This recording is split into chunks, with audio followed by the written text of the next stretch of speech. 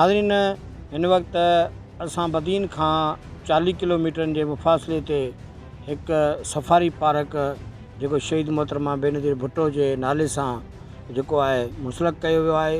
उन जॾहिं फार्म ते पहुतासीं सफ़ारी पार्क ते, त उन सफ़ारी पार्क जंहिंजी एरादी जेका आहे उहा हिन वक़्तु 3,500 एकड़ जेको आहे उहा सरकारी अंग अखरनि तौरु ॿुधाई पई वञे।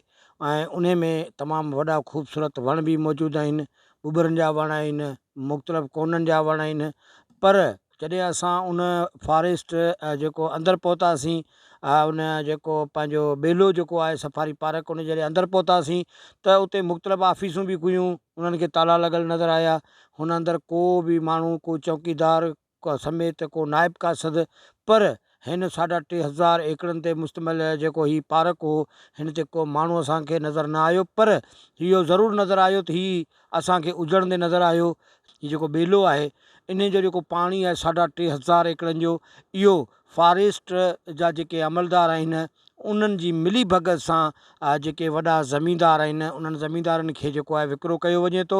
उन करे हीउ जेको फार्म आहे इहो असांखे मुकमल तौरु जेको आहे उजड़ंदे नज़र आयो।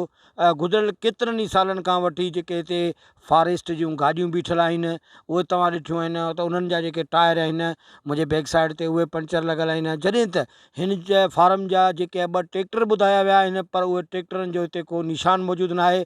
पर उन्हनि जो निशान उन वाज़े सबूत मां मिली सघे थो त मुंहिंजे बैक साइड ते उहे जेके 2 टांकियूं आहिनि पाणी जूं, जेके हिते हिकिड़ा नंढा नंढा ॿूटा लॻाए पोखणा आहिनि, उन्हनि ॿूटनि जो जेको तयारु थी खां पोइ जेको आहे उहो मुख़्तलिफ़ ज़मींदारनि खे ॾियणो आहे, या मुख़्तलिफ़ जॻहियुनि ते जेको आहे गवर्नमेंट खे, फॉरेस्ट डिपार्टमेंट खे लॻाइणा आहिनि।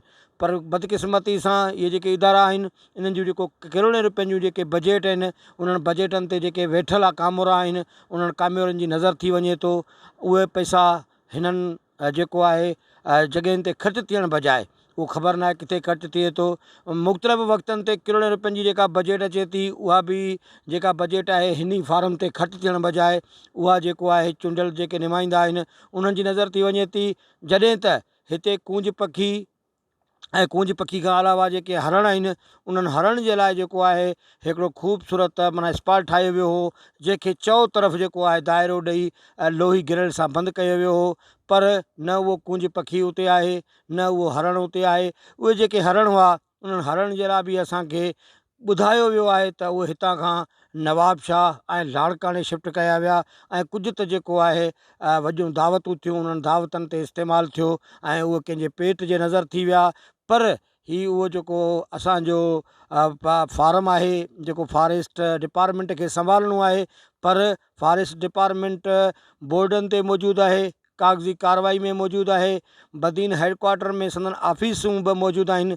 पर अमली तरह जेकॾहिं उन्हनि जो कमु ॾिसंदव, हिन फार्म खे ॾिसी इहो तव्हां अंदाज़ो लॻाए सघो था त उहा करोड़े रुपयनि जी बजट किथे ख़र्चु थी। फॉरेस्ट जा उहे अमलदार किथे आहिनि जेके हिन ते ड्यूटी कनि था, जिन खे 24 कलाक हिते रहणो आहे। हिन जेको आहे 3,500 एकड़नि ते जेको हीउ फार्म आहे इन जी मालिकी करणी आहे। पर जॾहिं असां हिते पहुता आहियूं त हिते पीअण जो पाणी बि असांखे न मिलियो। हिते मुकमल तौरु ईअं सम्झो को राकास घुमी वियो हुजे, सिर्फ़ु नज़र अचे थो त हे ॿूटा नज़र ईंदा तव्हांखे, ऐं जेको आहे मुंहिंजे बैक साइड ते बि जेको आहे उहा शाख बि आहे जंहिंमें मुकमल तौरु पाणी न आहे। हिकिड़ी ॾुखो ईंदड़ सूरत हाल आहे असांजे जेको आहे इदारनि जी। जेकॾहिं असीं ॻाल्हि था करियूं त उन्हनि इदारनि में जेका करप्शन जी बाहि आहे, उन बाहि हिननि समूरनि शयुनि खे साड़े ख़तमु करे छॾियो आहे।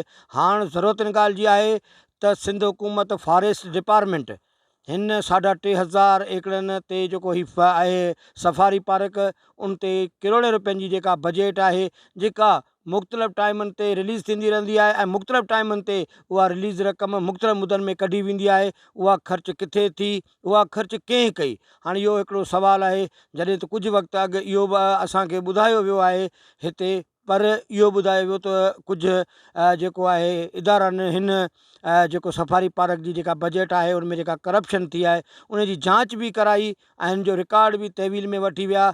पर उहो रिकॉर्ड तहवील में ज़रूरु वरितो वियो।